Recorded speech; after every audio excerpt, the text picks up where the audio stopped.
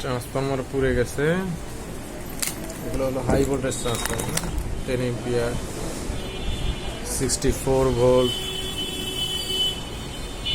24 volt, 220 volt output, 2 ampere, 220 volt output, 0.3 ampere, 220 volt output, 3 ampere. বড় transformer জ্বলে গেছে, ওটা এখন বানবো।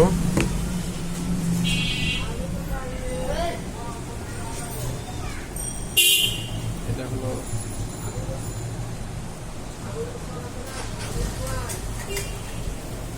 এমব্রয়ডারি মেশিনের পাওয়ার সাপ্লাই বলে, এমব্রয়ডারি মেশিনের পাওয়ার ট্রান্সফরমার। এই হাই ভোল্টেজের কারণে জ্বলে গেছে।